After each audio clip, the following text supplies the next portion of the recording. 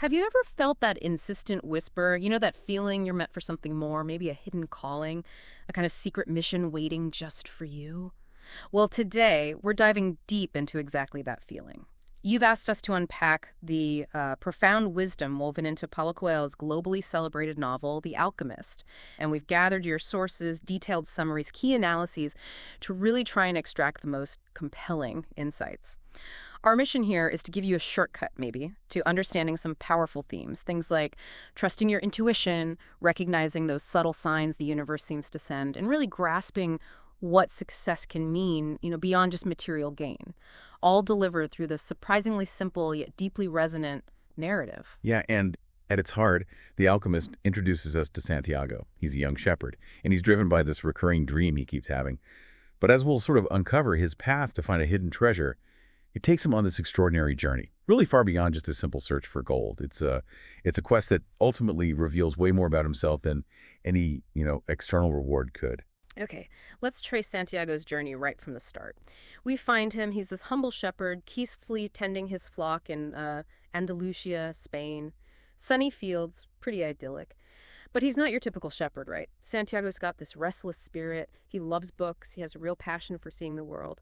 Those early details, they kind of hint at the curiosity that's already simmering there beneath the surface. His quiet routine, though, it gets shattered. This persistent, recurring dream just keeps coming back. It refuses to be ignored. Every time he sleeps in the ruins of this old church, a child appears and tells him there's a hidden treasure waiting for him, way over at the Egyptian pyramids. It's that deep, kind of unsettling nudge we sometimes feel, isn't it? The one that tells us maybe our comfort zone's a bit too small. Exactly. And the universe, or at least as the book suggests, it has this remarkable way of pushing back when we hesitate. For Santiago, that push comes through two really pivotal encounters. First, he seeks out a gypsy woman. She doesn't just interpret his dream, she emphatically urges him, go pursue this treasure. Then soon after, he meets this mysterious old man who introduces himself as Melchizedek, the king of Salem. What's truly illuminating about Melchizedek is he's not just giving a prediction. He introduces Santiago to this powerful concept of a personal legend. And he explains this isn't just a goal. It's like the unique path you're wired to walk, the reason you wake up in the morning, something Melchizedek insists we all have, whether we realize it or not. So the king doesn't just give advice. He actually hands Santiago these two stones, Urim Thummim. They're supposed to give yes or no answer. Okay, let's unpack this. I mean, how many of us wish we had magical stones for clarity ready? Does that feel like a shortcut, or is there something deeper going on? Well, it's definitely not a shortcut, I think. It's actually a really brilliant symbolic touch by Coelho. Those stones, they become this tangible reminder for Santiago to trust his own intuition, to seek clarity within himself rather than just relying on external guidance all the time. They represent that inner compass we all have, really. It's ready to guide us if we just learn to listen. Right. So armed with this new sense of purpose and these mysterious stones, Santiago makes his first truly huge leap of faith. He sells his entire flock of sheep. His livelihood, his security, his whole comfort zone gone. And he heads off to Tangier, Africa, chasing this whisper of pyramids and gold. It's a brave move. It's a brave move. And then a brutal reality check, isn't it? Almost immediately when he gets to Tangier, Santiago learns the harsh truth. Chasing a dream doesn't guarantee smooth sailing at all. He's stripped bare, robbed of all his money, left utterly alone, and just devastated. Most people would probably pack it in right there, see it as a sign to just go home. But this setback, it forces him to adapt, to dig deeper, find a new way forward. Absolutely. But Santiago, even in despair, he still has that spark. He takes what seems like a detour, finding work with a local crystal merchant. And this isn't just about survival. It's actually a critical learning curve for him. Santiago's fresh ideas, like building an outdoor display case, selling tea in the crystal glasses, they totally transform the shop's fortune. He's applying ingenuity, effort, even in this, tangential pursuit. Oh, that crystal merchant chapter is fascinating. Yeah. Because it's such a stark warning embedded right there in the narrative. Yeah. The merchant, he's a good man, he's comfortable, but he sacrificed his own personal legend, his lifelong dream of making the pilgrimage to Mecca just for that security. So Santiago sees firsthand that even these safe choices can lead to a kind of profound spiritual poverty. The merchant becomes this living metaphor for the unlived life. The real danger isn't necessarily failure, it's never even attempting your true calling in the first place. Okay, so after about a year, Santiago's actually saved up enough money. He could go back home, buy back his sheep, resume his old life. He's achieved financial stability again. But here's where it gets really interesting and quite profound, I think. He remembers the king's words, the whole idea of his personal legend, and he makes that crucial decision to keep going. He chooses the unknown, challenging path of his calling over the comfortable, familiar life he could easily slip back into. It's a powerful moment about what pursuit really means. It really is a defining choice. So, with his resolve renewed, Santiago joins a large caravan. This begins the long, arduous journey across the vast desert towards the pyramids. And this isn't just a physical journey across sand, is it? It's a passage through this challenging, often dangerous landscape, which perfectly mirrors the internal struggles and uncertainties he's still facing. Definitely. And it's during this caravan journey that he meets the Englishman, a very different kind of seeker altogether.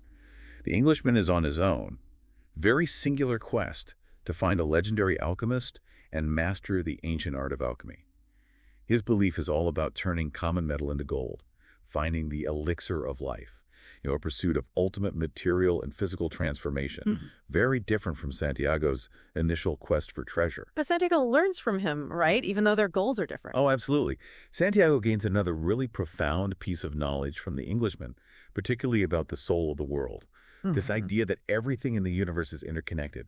All living things, even inanimate objects like the desert sand, they share a common essence, a spirit. And the soul of the world isn't just some philosophical idea for Santiago. It becomes almost a literal language of omens. He starts understanding how the flight of a hawk or the whispers of the wind can actually guide his journey. It's like tapping into that subtle current that connects your deepest desires to the unfolding world around you. That really raises an important question for us too, doesn't it? How might understanding this kind of interconnectedness, the soul of the world, change our own perception of reality and our place within it? It's a big question the book invites you to ponder. So the caravan eventually grinds to a halt at an oasis. They're forced to stop because tribal wars have broken out in the desert ahead, making it too dangerous to continue. It's a pause in the physical journey, but as we see, it becomes a huge catalyst for Santiago's personal growth. A necessary pause, perhaps? A very necessary pause. And it's at this oasis that Santiago encounters Fatima. And he falls deeply in love. He's so completely smitten that for a moment, he genuinely thinks he's found his true treasure right there with her. He actually considers abandoning the quest to stay, to build a life of comfort and love in the oasis. The classic conflict, love versus the quest. Exactly. But Fatima, despite her own deep love for him, she possesses this incredible wisdom that really challenges his assumption. She tells him that true love doesn't hinder one's personal legend. Instead, it encourages and supports it. It demands it, almost. What's so fascinating here is how love, which we often see as an anchor or maybe a reason to settle down, becomes this powerful force for continued growth and fulfillment in the story. She basically reinforces the idea that he must pursue his destiny for their love to truly flourish in the long run. Wow, that's a mature perspective on love. It really is. And then finally, at this very same oasis, the long-awaited meeting takes place. Santiago encounters the alchemist himself, the very person the Englishman was so desperately seeking. It's like the mentor figure arrives exactly when the student is truly ready, right? Not a moment sooner. Precisely. And the alchemist is portrayed as this profoundly wise, mysterious, almost mythical kind of mentor figure. He's not really about turning lead into gold in a purely literal sense, although he understands that. He's more about transforming the self, guiding Santiago toward a much deeper understanding of his own inner power and his connection to the universe, to that soul of the world. His teachings are all about listening to nature, paying attention to the subtle language of the world, and most crucially, listening to one's own inner voice, that intuition again. And he emphasizes that the real treasure isn't just the gold coins, but the immense knowledge and experience gained during the journey itself. That's the true alchemy. Okay, so the alchemist eventually accompanies Santiago on the final, most perilous leg of his journey towards the pyramids. This segment really pushes Santiago to his absolute limits, doesn't it? They face new dangers, new challenges together. It really puts all his newfound wisdom and trust in the universe to the ultimate test. The ultimate test, for sure. One of the most intense moments comes when they are captured by a warrior tribe. Their lives are completely on the line. And the alchemist presents Santiago with what seems like an utterly impossible task to save them. Right, the famous scene, he tells the warriors that Santiago can turn himself into the wind. Exactly. And this isn't about literal physical magic in the way we might think of it. It's a profoundly symbolic moment.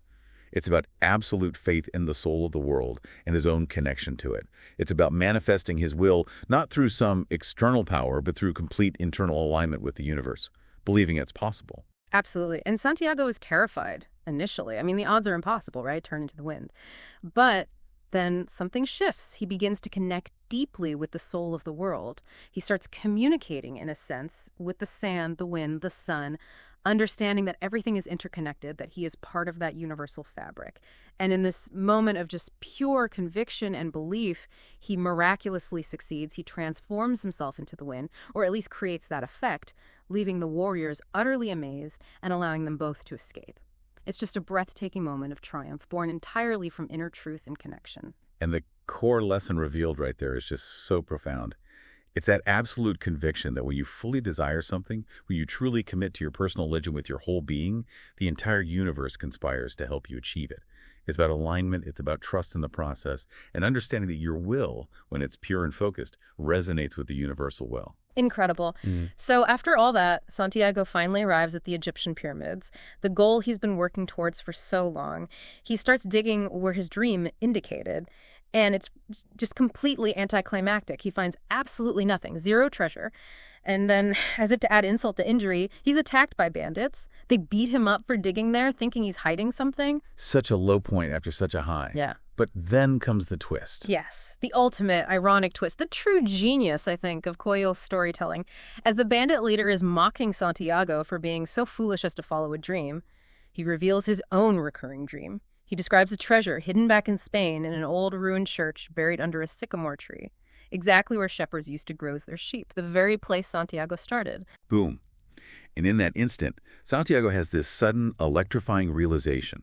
The treasure was exactly where his journey began all along. It wasn't about the gold being physically far away. It was about the path he had to take to understand where the gold truly was. And maybe more importantly, to become the person who could actually find it and appreciate it. If we connect this to the bigger picture, the greatest discovery often comes only after a long transformative journey. It shows us that what we seek might have been close all along, but we absolutely needed the journey to truly appreciate it, to be ready for it. The journey itself transformed him into someone capable of seeing what was always right there. So powerful. With this new, profound understanding, Santiago makes his way back to Spain, back to that very old, abandoned church where his journey first began in his dreams. He digs under the sycamore tree, just as the bandit leader's dream described, and there, finally, he finds it. A chest filled with gold coins and precious jewels. He returned home, richer in literally every possible way. Every way, materially, spiritually, experientially. So when you boil it down, the true essence of The Alchemist is so much more than just a story about finding literal gold, isn't it? It's really a profound narrative of self-discovery. It's about having the courage to pursue your passion, to trust your gut, your intuition, and to truly connect with that subtle guiding language of the universe. Learning to read the signs. Indeed. The actual treasure Santiago ultimately finds isn't just the chest of gold itself, that's almost secondary. It's the immense knowledge, the rich experiences, the love he found and learned about, and the deep, deep understanding of himself that he gained throughout that whole arduous journey. Which brings up that important question again. If the treasure was always there, right back where he started, what was the point of the entire journey? And the answer has to be the transformation. The point was precisely the profound change Santiago underwent, which allowed him to be worthy of and to truly appreciate the treasure. And more than that, to actually live his personal legend. That's it, isn't it? The personal legend, the fulfillment of your unique purpose, that truly becomes the ultimate treasure. The gold is just a symbol, really, of the richness of a life lived in alignment with your true calling. Exactly, and the book's core message is just so powerful and timeless, I think. The idea that the universe is always ready to assist you in fulfilling your dreams. But, and it's a big but, it requires you to listen to your heart, to trust that inner voice, and to actively recognize the signs and omens along the way. It requires courageous action, especially when the path is uncertain or difficult. So thinking about all this, what does it mean for you, listening right now, as you reflect on Santiago's incredible quest? Maybe consider this. What subtle signs might you be overlooking in your own life? Signs that might be guiding you toward your personal legend, that quiet nudge, maybe that recurring thought, that unexpected detour that felt like a setback but could be a lesson. Perhaps the greatest treasure isn't really a destination at all, but the wisdom we can glean from the very path we find ourselves already on.